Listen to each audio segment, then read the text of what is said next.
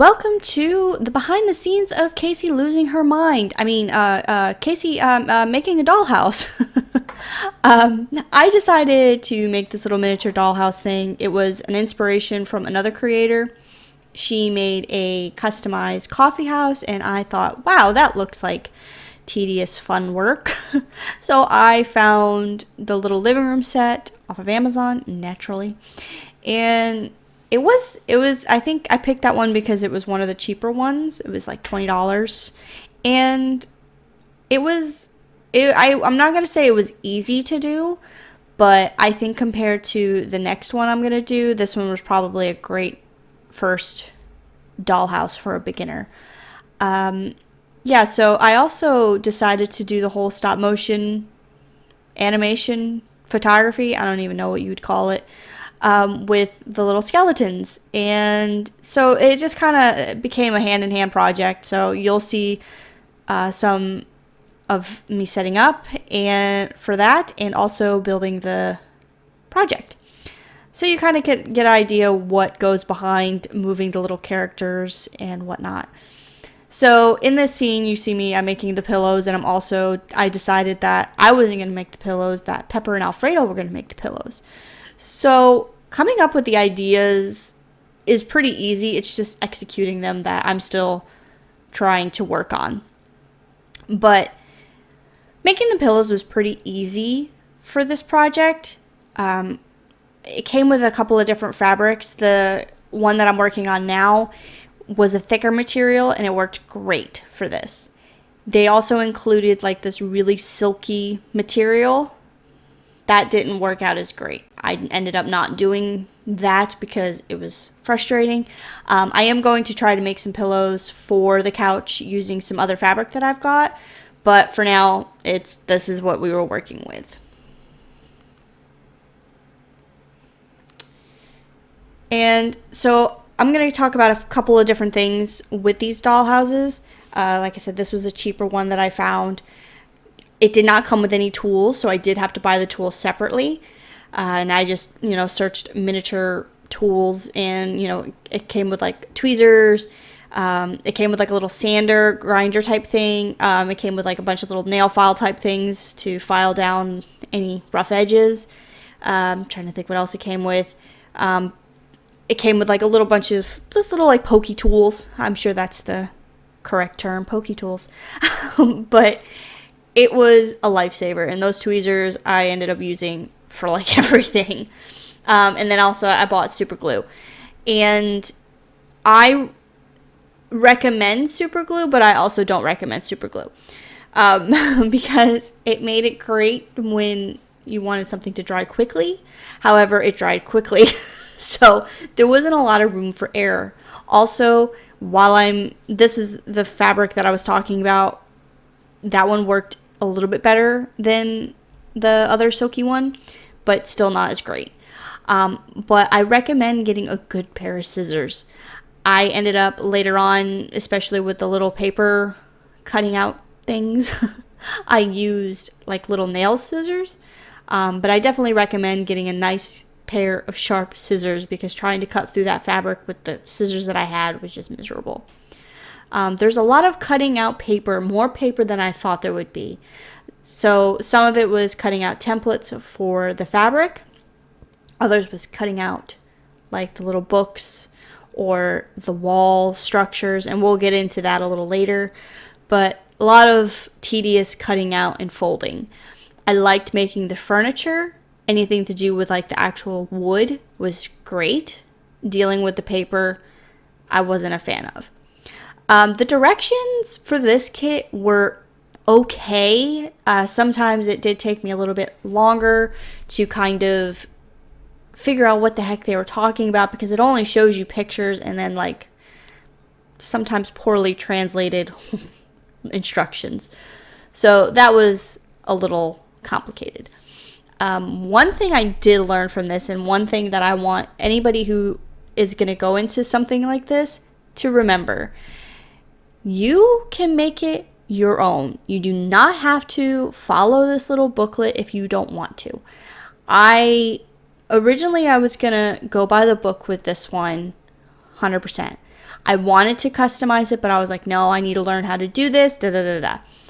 But as I was going through it, there was some things where I was like, I really don't want it to look like that. So I changed it. And adding those little custom things really makes it your own, and it really made me happy to do. And if there was something that didn't work out with, folding the paper or whatever, I skipped that step, or I tried it a different way, and it ended up working out pretty good. I do recommend that, follow the steps from start to finish, at least, customize as you go. Because even though you think, oh, well, I can do this, this, this, and that, there's steps there that are kind of important. A friend of mine actually was doing one of these while I was doing mine as well, so that was kind of cool. So we were kind of comparing notes through the whole thing, and she had skipped a couple of steps, and it ended up messing up her light fixture later on. So don't skip steps, even if you don't think they're important. They probably are. My thing was I didn't skip any steps, but I would do something, but then I would go back to it later to try to customize it afterwards. So yeah, definitely would recommend that. There was a couple of folding and making little objects out of the paper that just did not make any sense to me. So I tried it, and if it didn't turn out the way I wanted it to, I either scrapped the idea or I tried something else. There was a little planter, and when it comes up, I'll show it to you. It did not make any sense. I could not wrap my brain around how they expected me to fold this tiny thing and then glue it the way that they wanted me to glue it. It just didn't make sense. There was nothing to actually glue. So I ended up just scrapping that idea, and I had found like a wood little bead type of thing, and I made that my planter instead. And I think it looks actually kind of cool. So you have to have a creative mind doing this for sure.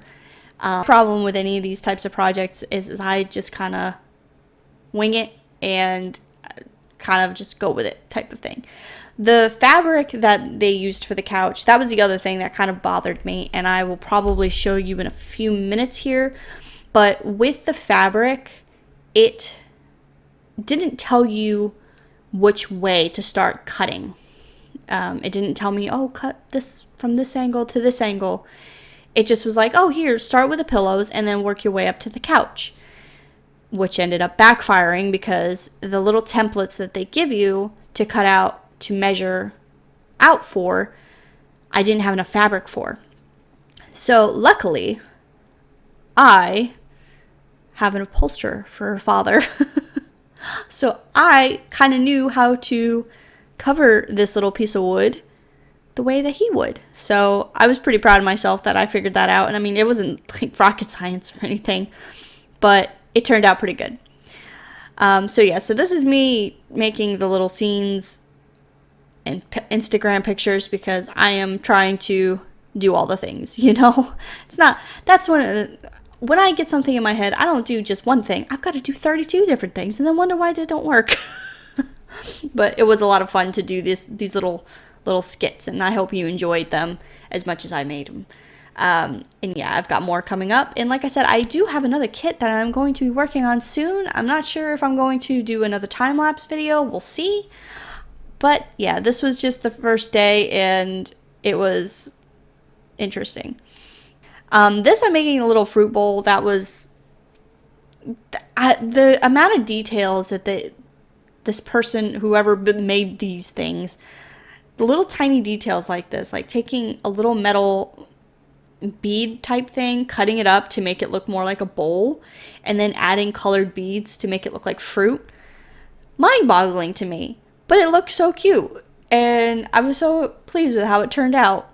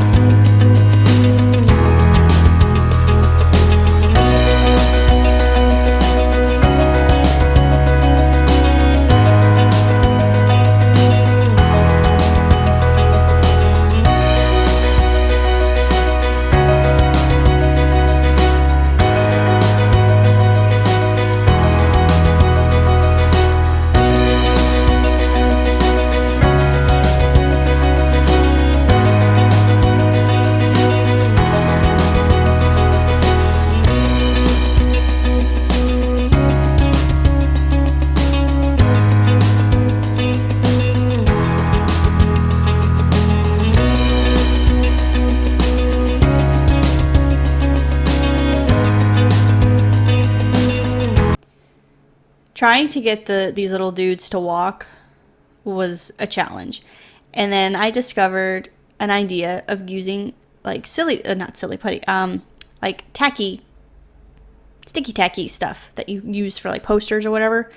And I put it on their feet, and I'm sure you could see it in some of the videos. They'll have little blue feet, but it is so much easier than trying to balance them because they're tiny and they don't have like any weight to really balance. And it was just a pain. So yeah, I was surprised of how relaxing this whole thing would be, because at first I just wanted to have this cute little thing, but actually making it, going through the process, was somewhat relaxing.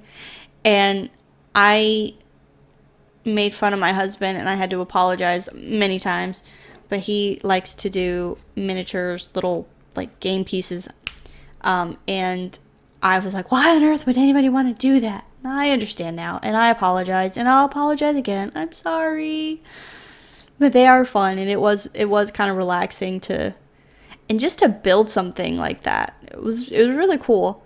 And anything that I can customize, or, you know, if you make a mistake, it's not the end of the world.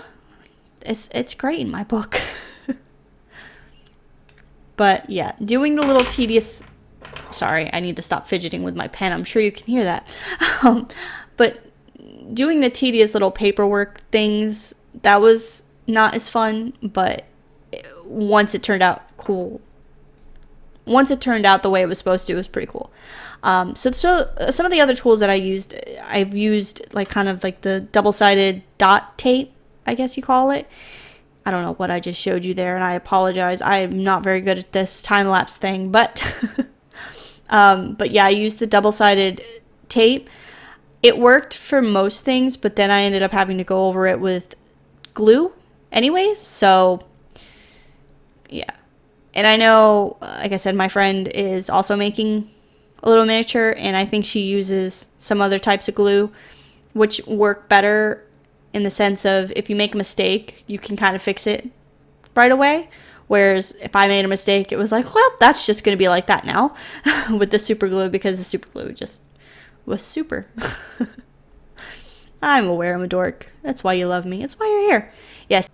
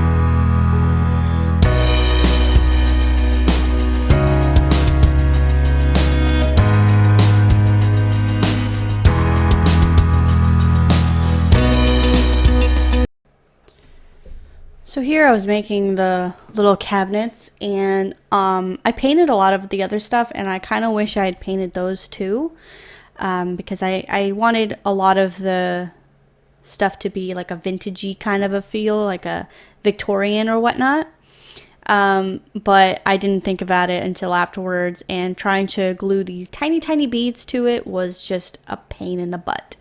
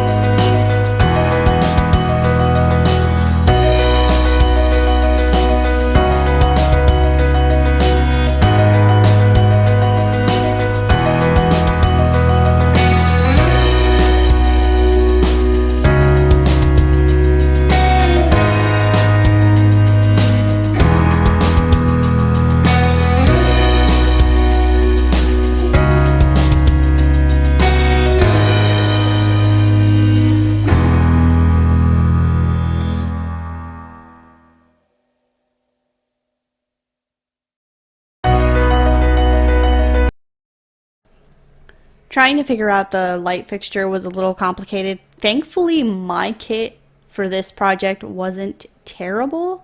I know my friend was trying to do hers and it didn't quite turn out the way that it was supposed to, because like I said, if you skip a step, it can backfire later on. But thankfully I was able to make light and I was very proud of that. So basically I'm an electrician now, it's fine.